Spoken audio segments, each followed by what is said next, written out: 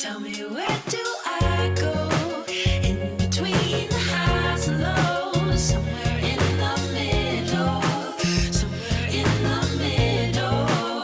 Tell me, where do I go in between the highs and lows? Somewhere in the middle, somewhere in the middle. Meet me somewhere in between. Hey, how are you guys? It's good to be back in the studio. By studio, I'm sitting on my bed. This is like the 7th time I've tried to record because I low-key hate the sound of my voice, but it's what I got, so I can't be mad at it. Anyway, before I get into anything, I want to say thank you to everyone who has listened, everyone who sent kind, supportive messages. I just checked my stats for the first official episode I did last week, and it has way more plays than I ever anticipated to get, and it gets bigger every single day. It's crazy. So thank you to everyone. I'm just so grateful that it's meant something to you. It's been relatable, that you feel like you're not alone in whatever it is that I'm talking about each week. So thank you guys so much. Shout out to all my new followers. Shout out to Chrissy, again, as y'all know her, Yana, for low-key putting y'all on. I mean, y'all are late because I've been great my whole life, but we still love you. Anyway, so I wanted to get that out of the way. Thank you so much. So today I'm doing a lot better than I was last week. I'm doing better. I'm taking it day by day, which reminds me of the funniest meme that I just saw a few days ago. And it was like, no, oh my gosh, that wasn't a meme. That was totally a conversation that I had with my best friend. Yo, that's funny. I hate when people say, I'm just taking it day by day, like you have some other choice. Like, do you know something the rest of us don't know? Because we all taking it day by day. I'm confused. Anyway, not the point. So yes, I'm doing well. I'm doing really well. Every day, a little bit more comes into perspective, and I'm settling into this new chapter of my life a little bit better. Granted, no major changes have happened, but just trying to shift my mindset into a better place of expectation and excitement rather than worry that everything is going to crash and burn. So it's a good time. So yeah.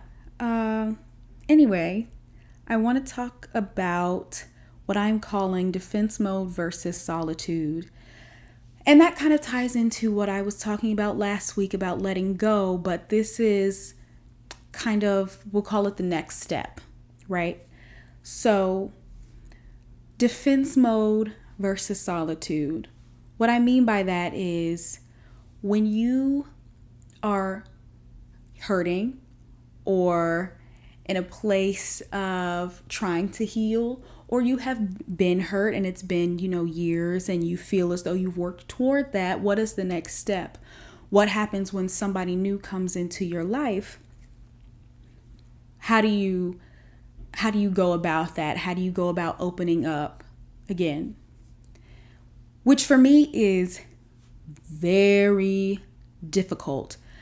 Which is not to say that my relationships when I meet new people are surface level. I think that's on some level, they all have to be, right? You can't just let everybody into your life, which it took me years to figure that one out, okay? Because I'm very much, I really believe the best in people. So it's kind of a whole shock to my system when people don't turn out to be that way.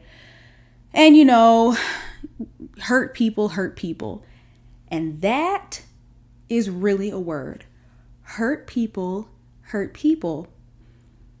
And it's a cycle that has to be broken, and you have to be willing to put in that work. And sometimes people aren't. And so they continue with this cycle unknowingly, and unwilling to change and unwilling to see that part of themselves and really fix it.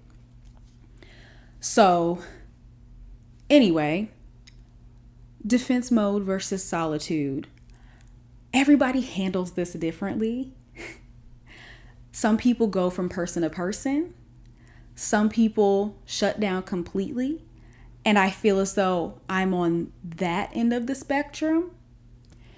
So for me, I've really had to check in and evaluate what choice I'm making.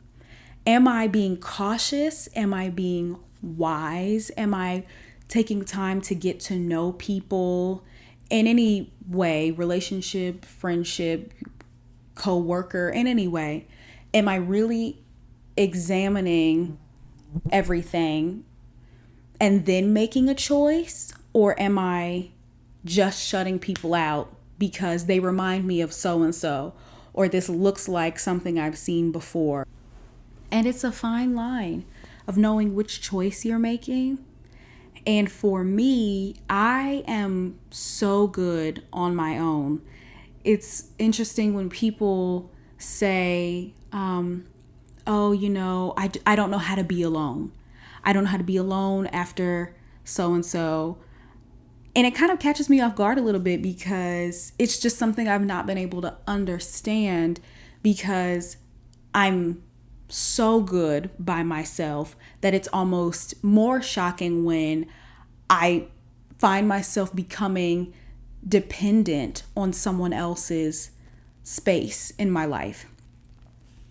So it's hard for me to kind of relate to the other side of that, which is going from person to person. Is that because you're forming genuine connections with people? Or is it because you don't know how to be with yourself and really sit with yourself? And I feel like the reason I'm so connected to my emotions and able to articulate how I'm feeling is because I spend time with myself. And recently I'm trying to figure out the difference between dwelling in things and acknowledging things, which is hard for me because I am so aware of my emotions that I have a hard time figuring out, okay, girl, are you really sitting in this? And are we sad because we keep replaying these scenarios in our head?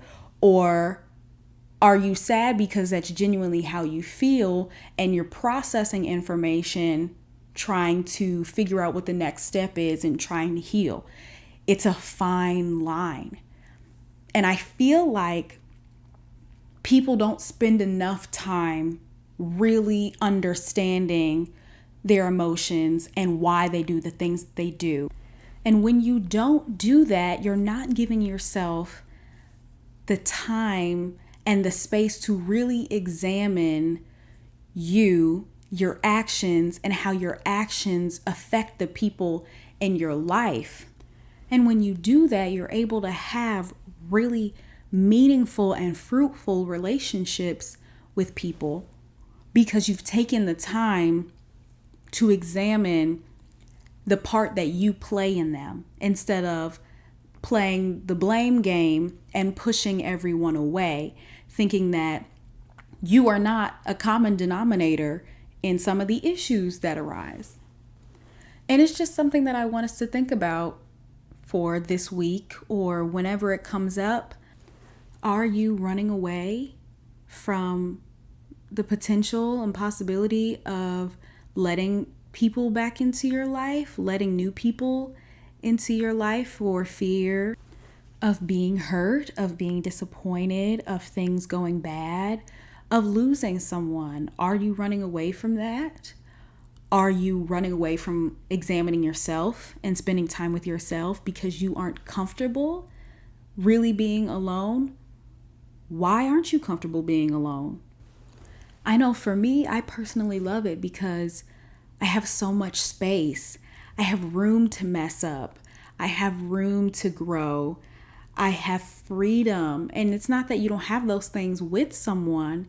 I just feel like I have more of it. I can think clearly because I get so attached to people. I take on a lot of their stuff that I have no business taking on. There's a difference between supporting someone versus carrying their weight and their problems with you.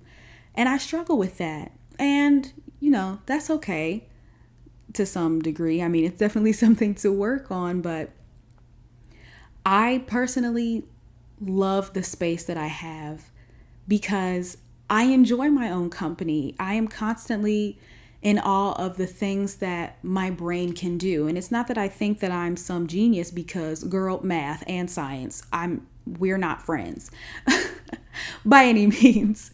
But I love the exploration of life that I get to enjoy by myself. And I hate the idea of a feeling as though I have to wait to share that with someone. So I challenge you to really think about that. Are you really remaining open? Are you giving yourself space to let the best people into your life? Or are you just filling that time with people who are just there? So that's it. I just wanted to share what's been on my mind this week. Let me know if anybody else has ever thought about this, because maybe I'm just deep for no reason. Probably not. As always, sending you an abundance of light and love, and I'll catch you in the next one. Tell me, where do I go?